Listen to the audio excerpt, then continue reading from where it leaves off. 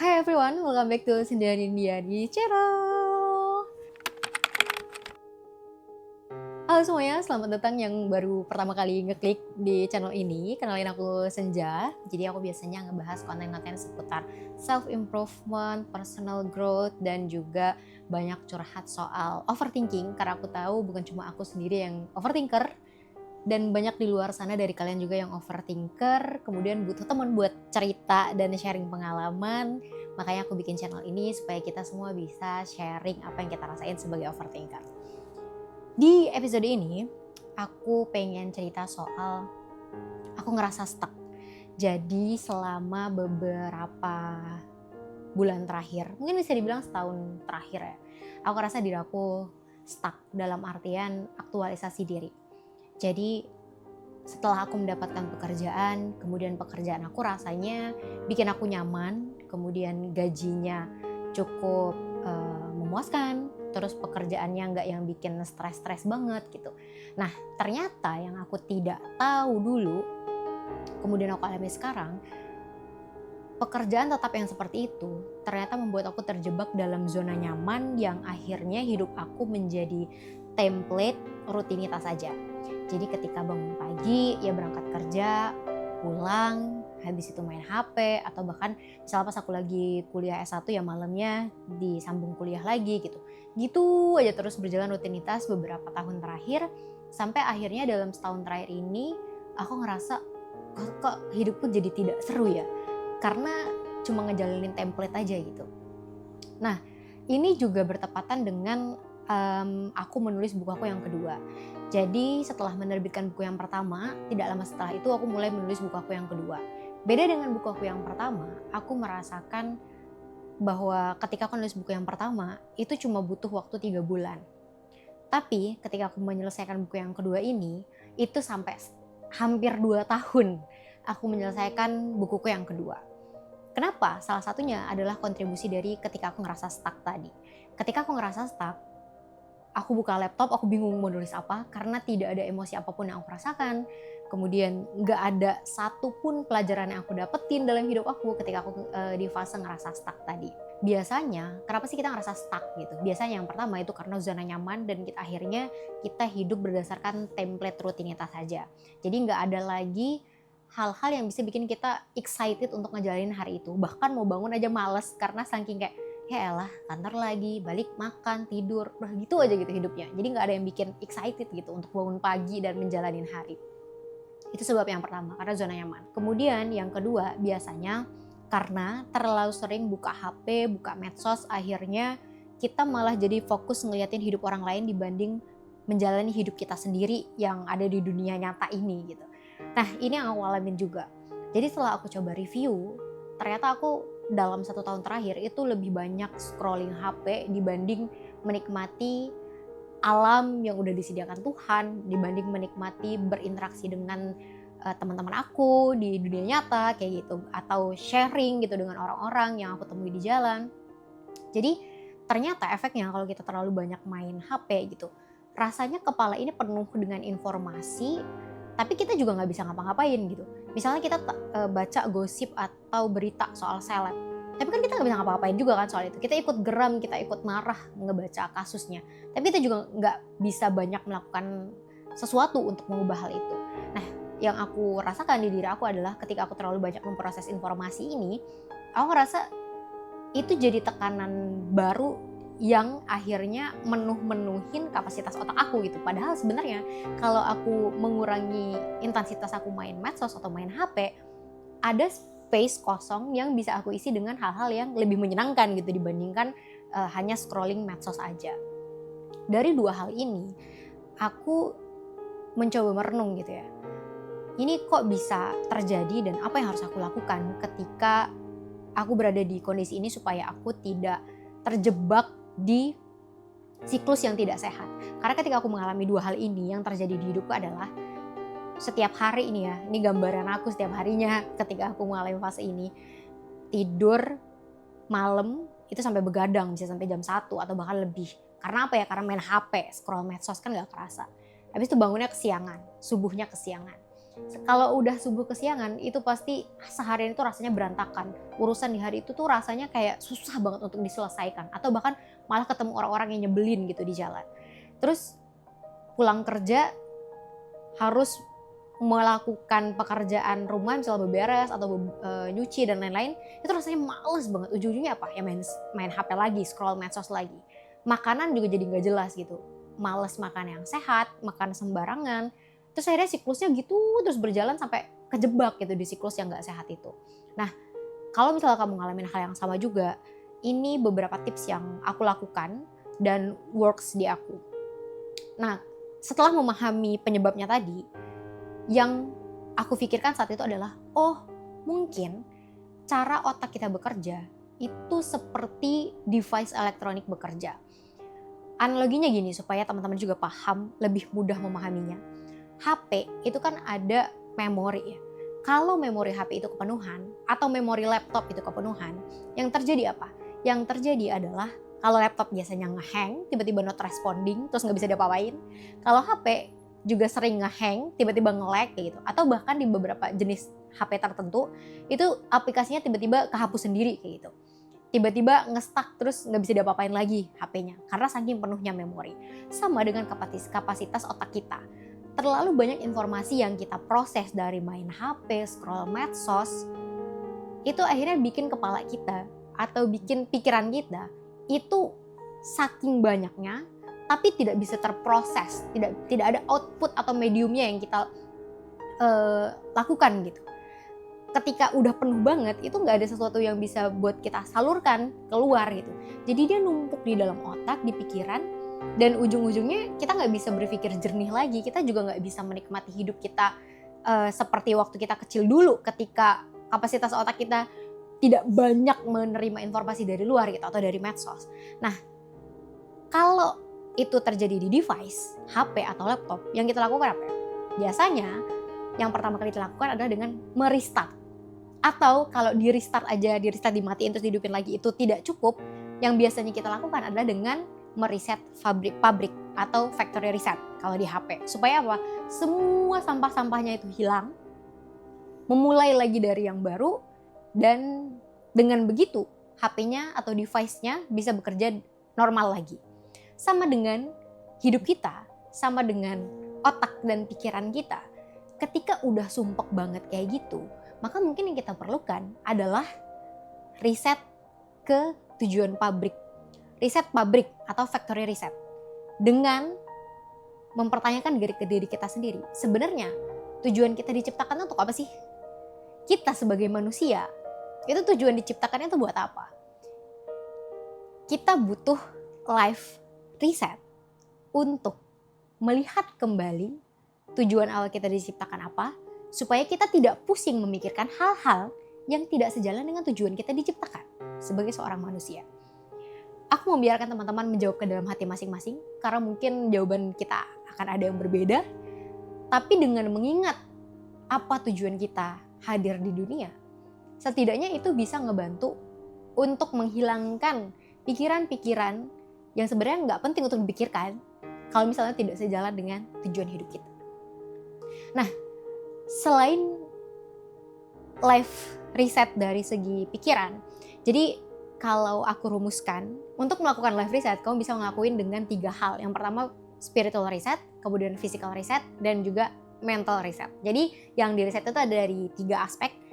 Spiritual, hubungan kita dengan Tuhan. Kemudian yang kedua, secara fisik, bukan hanya fisik tubuh, tapi juga fisik artinya kondisi kamar kamu, kondisi ruangan kamu. Kemudian yang ketiga, itu secara mental. Nah, dengan melakukan 3 hal tadi, harapannya kamu bisa merefresh lingkungan kamu secara fisik, tubuh kamu secara fisik, dan secara mental, serta hubungan kamu dengan Tuhan.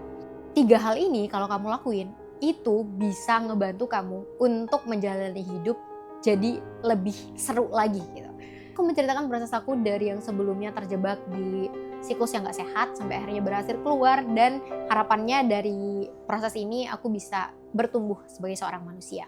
Nah, aku nulisin prosesnya di buku kedua aku ini, yang aku tulis sampai hampir 2 tahun tadi. dengan judul buku Life Reset yang bisa teman-teman mulai pesan pre-order dari tanggal 15 September sampai dengan tanggal 25 September. Atau kalau misalnya kalian nonton video ini setelah lewat dari tanggal 25 September, bisa dilihat di Gramedia offline store di seluruh Indonesia. Atau di marketplace seperti Shopee, Tokopedia, TikTok Shop juga ada buku Life Reset, tinggal search aja buku Life Reset.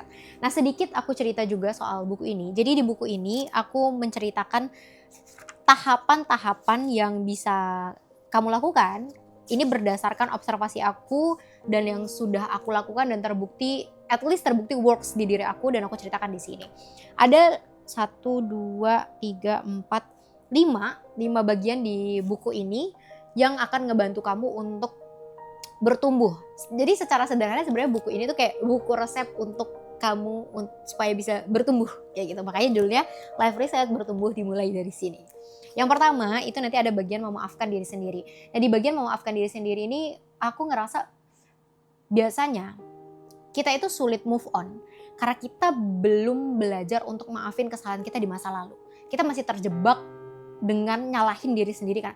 Coba aja aku dulu gak gini, coba aja aku dulu gak gitu, coba aja aku ngambil keputusan yang beda dan lain-lain. Nah, menurut aku kesalahan atau menyalahkan diri sendiri itu tuh ibarat tali yang mengikat kaki kita. Kalau kita belum pernah bisa melepaskan rasa bersalah itu di dalam diri kita gak akan bisa bergerak. Justru semakin dipaksa malah makin kuat dan makin menyakitkan ikatannya tadi. Artinya kalau misalnya kamu ngerasa susah untuk move on, yang pertama yang harus kamu lakukan adalah memaafkan kesalahan kamu di masa lalu.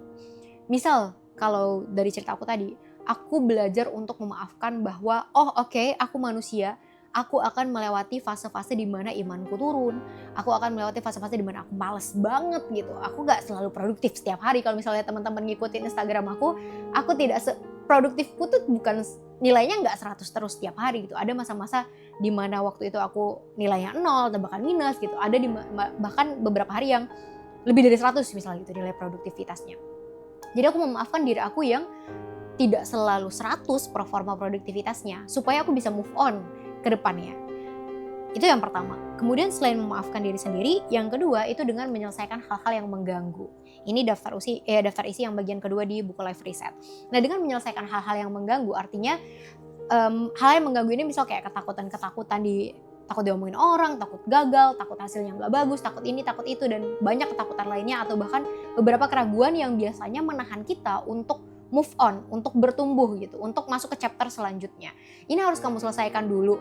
Bukan berarti dengan menyelesaikan ini dalam artian apakah dengan menyelesaikan ketakutan itu sekarang artinya ke depan aku nggak akan takut lagi? No. Tapi setidaknya kamu jadi tahu harus ngapain kalau misalnya ketakutan itu muncul lagi. Menurut aku ketakutan itu tuh analoginya kayak kita lagi demam kayak gitu. Kita tahu ketika kita demam obatnya apa? Paracetamol. Tapi apakah kita bisa menjamin sebulan, 2 bulan yang akan datang kita nggak bakal demam lagi, nggak bakal sakit lagi? Ya nggak juga gitu. Bisa aja kita demam lagi, bisa aja kita sakit lagi. Tapi kita tahu kalau lagi demam obatnya paracetamol. Sama dengan buku ini di bab yang bagian selesaikan hal-hal yang mengganggu. Aku menuliskan proses aku di sini, apa yang aku rasain dan apa yang aku lakukan untuk mengatasi itu semua. Bukan berarti dengan membaca buku ini masalah kalian akan selesai 100% dan gak bakal dapat masalah lagi, enggak. Tapi setidaknya ketika kamu ngalamin itu lagi, masalah itu lagi, kamu sudah tahu harus ngapain gitu. Nah, setelah memaafkan diri sendiri, kemudian menyelesaikan hal-hal yang mengganggu, yang ketiga adalah kamu perlu belajar untuk mencintai diri sendiri. Makanya bagian ketiga di buku ini adalah self-love.